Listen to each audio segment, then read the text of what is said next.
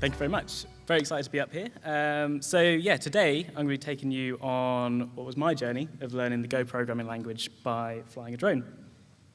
More specifically, this drone right here. But before we get into that, I'll just tell you a bit about myself. So my name's Andrew. Hello. And I've been programming for about 10 years now. I'm currently a senior software engineer for a company called Attractions.io. Day to day, I'm working with things like PHP, TypeScript, React, all that sort of standard web stuff. And there's another thing that you should know about me as well, and that is that I absolutely love a good side project. And more specifically, I love the things that you can learn from a side project and the freedom that a side project gives you to explore technologies that you might not get your hands on day to day. So just to illustrate that, I've got a few of my side projects that I've built in the past. So I appreciate it's quite small, but top left there is a URL shortener that I built back in 2017. And this was the first thing that I ever built with full-stack JavaScript. So at the time at work, I was using standard PHP, CMS, that sort of thing. And then this was around the time that Node was becoming more of a back-end technology in the mainstream. So got a chance to build this on the side. There's another site down there called Radio Roulette. The idea is you spin the wheel. It will then give you a random radio station. But that one actually taught me a lot about 2D canvas rendering. So the wheel and the segments within it are all rendered within a canvas. Lots of animation, lots of triangle math, that sort of fun. And then lastly, how many spaces? So this is just a standard Laravel app, but when I was building it, I was really focusing on nailing things like the solid principles, making sure the code was as clean as possible, and that really helped me in some job interviews later on. So that brings me to today, and this project, which is flying this drone with Go. And if we go to the next slide, I've got just some facts and figures about the drone. So it's got a max speed of about 8 meters a second. You can fly it up to 100 meters away. But there's some things that I want to focus on are the safety features. So supposedly it's got collision detection. I have tested that a few times, though, and have flown it into a wall successfully. It's also got auto land. Now, this one definitely does work. And the idea here is that if you don't send the drone a command within 15 seconds, it will land itself, which you can imagine is very handy if your program crashes or something like that. You don't really want a drone just hanging around in your lounge with no way to control it. More importantly for us in this talk, it's got an SDK mode, and what that means is it's programmable. So we can send the drone commands, and it will react in the way we want it to. Let's talk a bit about Go as well. So why might I want to learn Go? Well, I already had the basics. I've been using it for Advent of Code for a couple of years, but I don't really feel like I'd scratch the surface. So I'd heard from colleagues that it was a great language. I knew that it was great for concurrent programming and things like that. I'd never touched that stuff. I've also feel like I've seen it popping up in more job ads recently, which makes me think it's probably a good language to have in my back pocket anyway. And lastly, you might have seen the news last year on the next slide that the TypeScript team claimed they rewrote their compiler in Go and have seen a 10x performance boost. So yeah, all around seems like a good language to learn. And if you're going to ask me the question on the next slide, which is why I didn't learn Rust, I've got a very mature answer for you, and it's just that I didn't want to. Cool. So let's go on to the first project. First project that I did was a basic command line interface. And the idea here is that we are going to connect to the drone. And the way that works is when the drone is powered up, it's going to set up its own Wi-Fi network. And we can then connect to that with our laptop or whatever. And we can then send it UDP packets, which are just strings. So we could send it takeoff. The drone might send us a message back to say, OK. We might say land, and then the drone isn't happy landing where it is, so it might send us back an error, that sort of thing. So yeah, our program is going to send those commands, and it's going to print anything that's coming back from the drone as well. And I have got some very small code on the next slide. But all this is doing is taking the IP address and port that the drone is running on. It's passing it into a UDP address resolver, which is going to do anything like DNS resolution, that sort of thing. And then we're going to use the UDP dialer to create a connection. And then at the bottom there, you can see that we're writing a message to that connection. And before we do anything, we're going to need to send the command, which is going to get the drone to enter SDK mode, which is going to get it ready to receive our commands. So that's how we're going to create our connection. Next slide, we have how we're going to send our commands from the terminal. And the way that we're going to do this is we've got this function which is going to continuously listen for messages or text in the standard input, which is where you're typing into your terminal. It's going to listen to that until we hit a new line character, which is when we're going to be hitting enter. And then it's going to write whatever we have in the terminal to the connection. So I can type in takeoff, hit enter, and the drone should take off. So shall we see if it works? Hopefully, this is demo number 1. So we'll just wait for the drone to spin up its Wi-Fi connection. And apologies, you're probably not going to be able to see this, so you're going to have to trust me with what I'm doing. But I've got my demo code here, and if I connect to the drone's Wi-Fi, there we go. So hopefully, if I type in takeoff, there we go. He's up in the air. Fantastic. Thank you very much. So there's other commands that you can send to it as well. So you can send it up, left, and then 60 centimeters, for example. And then it also does flips as well. So if I type flip F, hey, he does a flip forwards. Fantastic. Cool.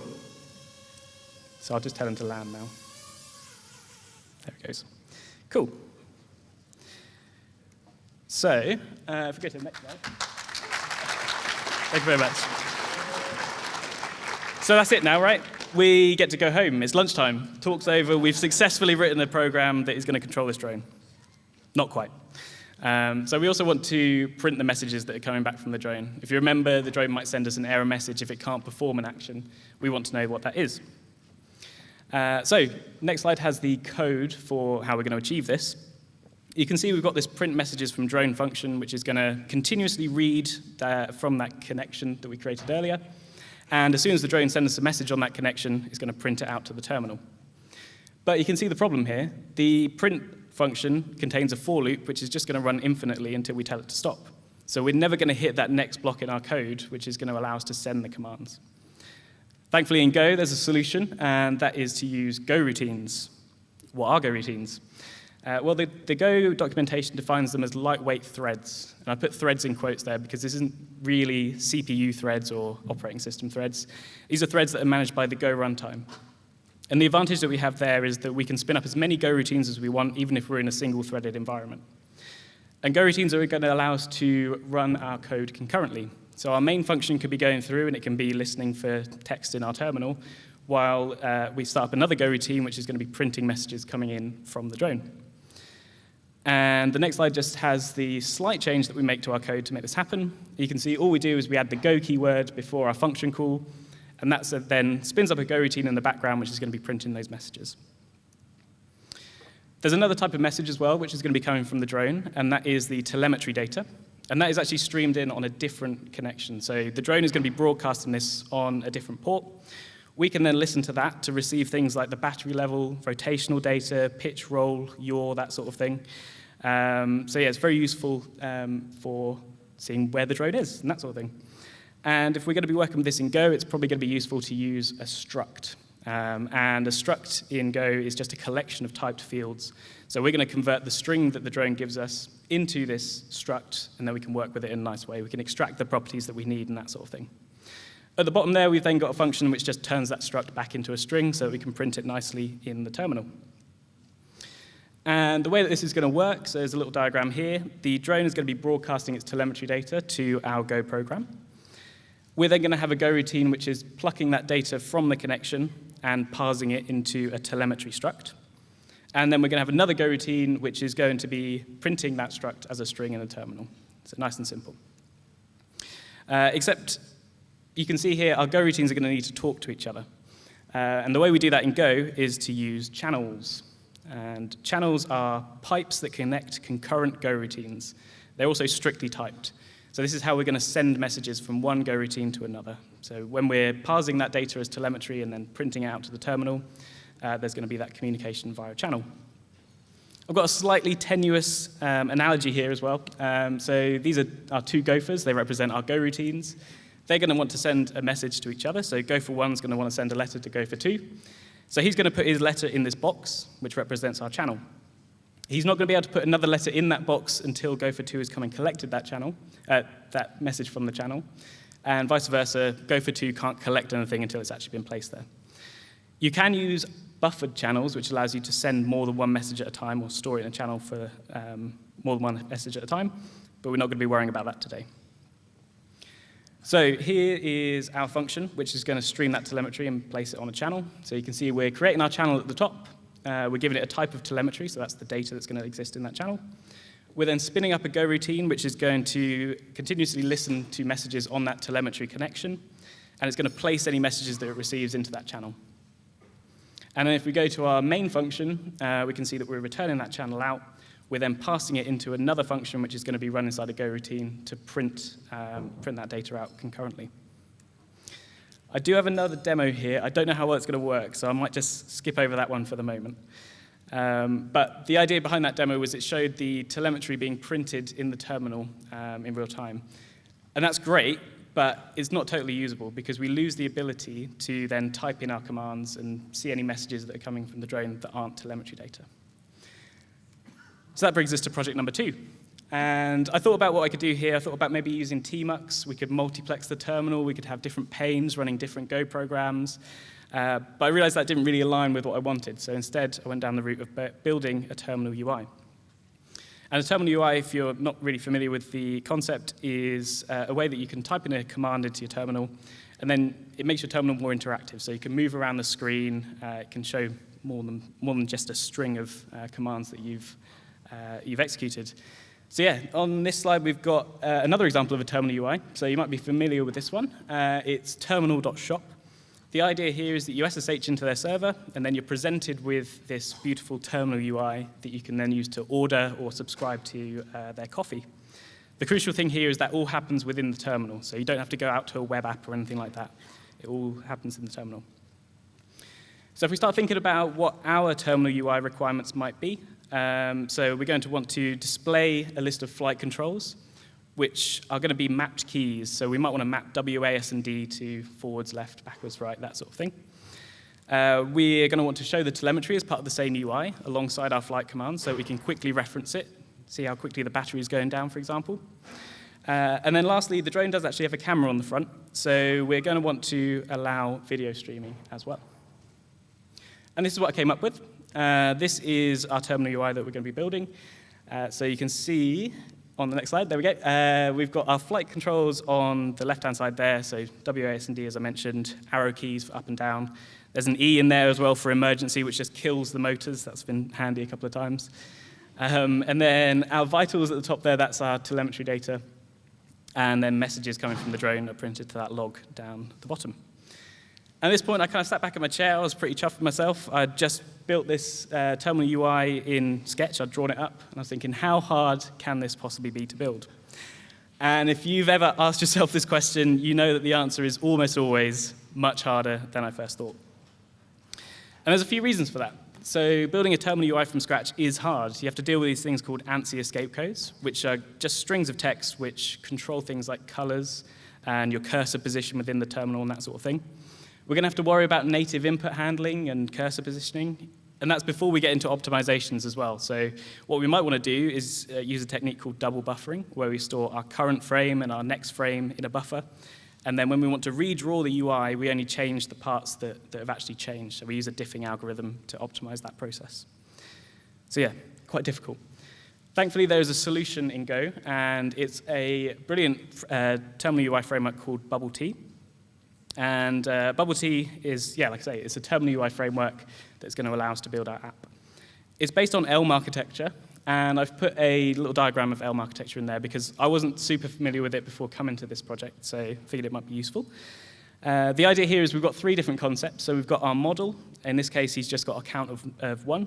We've then got our view, which is going to be how we present the data in our model to the user. And then we've got an update process, which might update something in the state. So in this case, we're going to increment the count. Then the view is going to get re-rendered. We might click the button again, and the cycle continues. So if we look at this in terms of our terminal UI, we've got the view at the bottom there, and that's going to have a mapping of your W key to forward 50, for example. Then our update is going to translate that key press into a command that the drone can accept. And then our model is going to send that command down a command channel that he's got stored in his memory. And then our Go program is going to forward that message, relay it back to the drone via our UDP connection.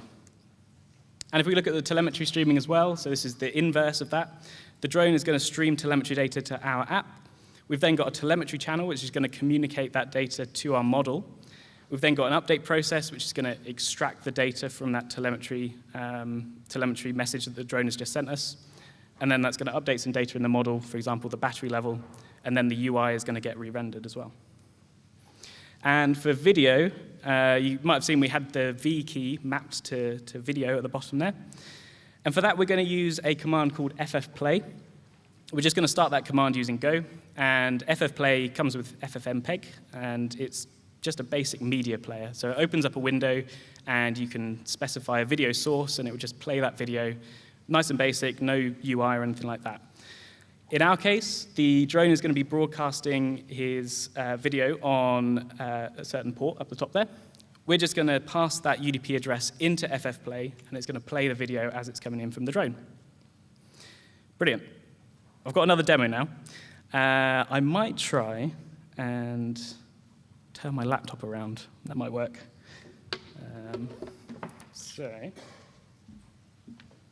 It's not going to work. It's not going to work. You're going to have to trust me on this. But I'm going to start my terminal UI. And just let me connect to the drone, sorry.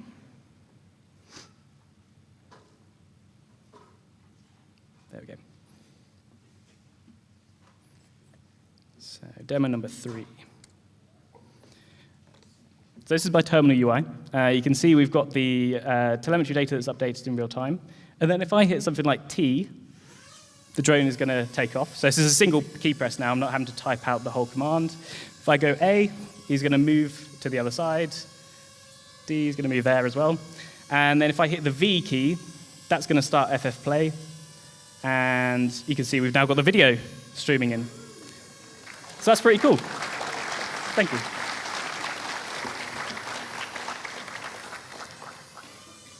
There we go. Thank you for landing successfully. Brilliant. And again, this is great. So we've got more of a usable app now. We've got our telemetry data, which is streaming in. We've got our video, albeit in a separate window. So it's not actually that usable. I'm having to continuously flip backwards and forwards between the terminal UI and the video window there. So that brings me to the final project, which was actually a web app. And the idea here is that we're going to build a web app which allows us to send commands from the browser. It's going to display messages and telemetry that's coming in from the drone. It's going to display that live video feed, but crucially this time it's going to be part of the same UI. So we're going to have a big video element that's going to allow us to see what the drone is doing without having to flip between our windows. And then lastly, for fun, let's add another requirement in there, which is going to allow us to take screenshots from the video so we can make some memories. And this is what I came up with. So this is the UI that I designed. You can see it's very 2026. It's very liquid glass. We're very current here. But we've got a big video element at the top there, which is going to show our video. We've got buttons underneath, which are going to allow us to send our commands. And then we've got telemetry and messages on the right, as well as a space for our screenshots. And at this point, again, I sat back. I've done my design. I thought, how hard can this be? Naively. Of course, the answer is much harder than I thought. And there's a few reasons for that. So firstly, we've got to worry about our front end. So how are we actually going to present this UI to the user? That one's actually probably one of the simpler requirements here. We're going to actually use a static React app for that. So that's going to be built in Vite. And then Go's standard library allows us to spin up an HTTP server, which we're just going to use to serve that app. We've then got to worry about low latency communication. So when we hit a button in the browser, we don't want much of a delay between that button being hit and the command being sent to the drone. So we're going to use WebSockets for that. We then go to use WebRTC for streaming the video in real time. And I'm going to go into a bit more detail into what these are in a second. And then lastly, taking screenshots. We're going to buffer the video on the server, and then we're going to pass it to FFmpeg and extract a frame. So firstly, what on earth are WebSockets? Well, they're a bidirectional communication protocol that's going to allow us to send messages backwards and forwards between our server and our browser. And crucially, that's where the low latency comes in. It's going to be an open connection, so we're not having to worry about TCP handling and things like that. So that's going to be useful for our drone communication. And in Go, there's an implementation called Gorilla WebSockets that we're going to be using. And there's a little diagram here of how it's going to work. So firstly, our browser is going to send a request to the server. It might just be a GET request. The server's then going to upgrade that connection to be a WebSocket connection, and that's going to allow us, that's going to unlock that bidirectional communication. The server is then going to place its connection in a hub, and you'll see why that's important in a moment, but for now, we can just think of that as an array of open connections that we've got on the server. And then if the browser wants to send a command, they can send it down that WebSocket connection, so we're going to send takeoff. The hub is then going to have a command channel, which is going to relay that command back up to our server and then onto the drone. And then if we go the other way as well, so that when the telemetry comes in from the drone, we're going to have a broadcast channel in our hub, which is then going to relay that message on to any connected clients. So that's why we use the hub in this case, so that we can have multiple people connected to the drone at once, if you're a fan of chaos. So next up, WebRTC. This, I think, could probably be a half an hour talk in of itself, so I'm going to do a super 30,000 feet high-level overview of what this is. But WebRTC is actually a collection of protocols that all work together to unlock real-time peer-to-peer communication.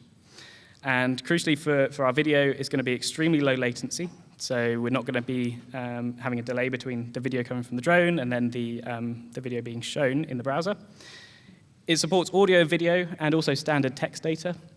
And for Go, we're going to use a library called Py on WebRTC for that implementation. Here's how it's going to work. So the drone is going to stream the video down to our server using that UDP connection that we saw earlier. The server's then going to send that video data to a video track.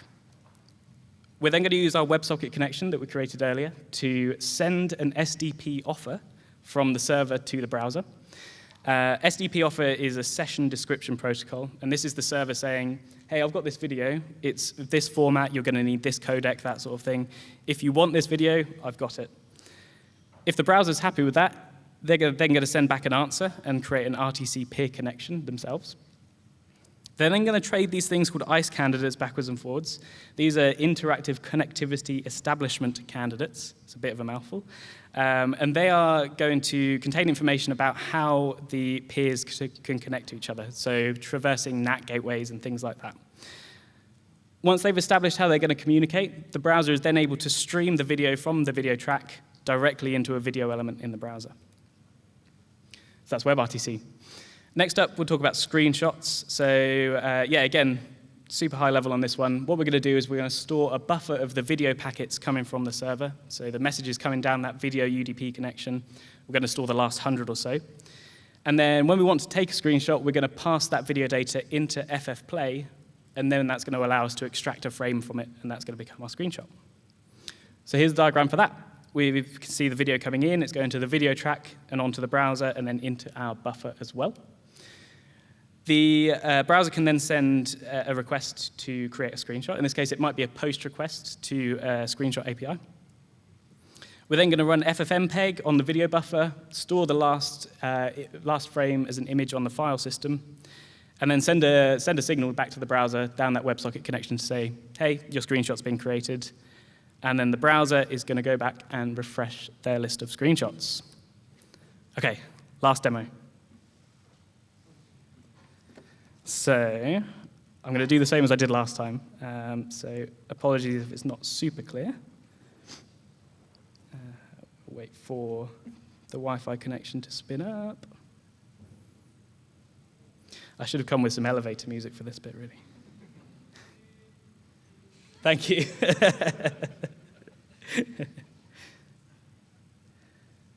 There we go. Right, we're connected. So I've started the demo, which has then started our web server on the Go side. I'll then place that down there. And then, apologies, this is going to be super small. But this is our web interface. So you can see we've got the video streaming in live there. I can pick up the drone. I can move it around. The video moves around as well.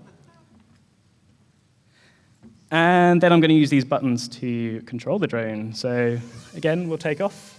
Fantastic. We'll bring it up a little bit more. And a little bit more than that as well.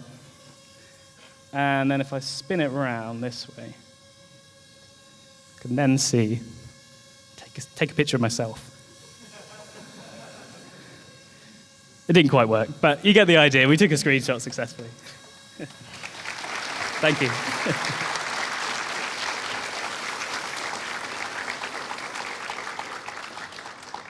There we go. Again, landed successfully. Cool. Ooh. Excellent. So yeah, that's my last demo and the last bit of my talk. But I just want to wrap up by saying, talking about the things that we've learned, because that was the idea of this talk. It was to explain the things that I learned during this project and how this project helped me to get to the bottom of those. So firstly, we've learned about connecting via UDP and how to do that in Go. We've then learned about Go routines and channels and how to do concurrent programming in Go using those. We've learned about creating a terminal UI, which is something I'd never done before, using Bubble Tea. We've learned about creating a WebSocket server. Again, not really done that before. And then lastly, I got familiar with streaming the video over WebRTC, and that was a learning journey, let me tell you. And then lastly, FFplay and FFmpeg as well. So where can we go next with this? So we've taken it this far, we've got our web app. Where could we go next? We could, for example, swap out WebSockets and learn something newer. So there's a new web API called Web Transport. We could swap out our WebSockets for that. We could do video recording instead of just taking screenshots. We could send the drone out and record as we go. We could pass our video into something like an image recognition system, and that would tell us what the drone is seeing in real time. And then lastly, we could send non-standard command packets. What I mean by this is the commands that I've been sending are fairly basic, so it's forward 50, back 50, that sort of thing. There is a great community called the Tello Pilots who have found a bunch of non-standard binary packets that you can send to the drone, and that allows you to control it from things like a joystick. So you could use that to build your own hardware drivers, for example. And that's it. That's it for me. Thank you very much for listening. Yeah, I just want to wrap up by saying if you've got a side project that you're thinking of in the back of your mind, just go and do it, because you never know what you might learn in doing that. So yeah, thank you.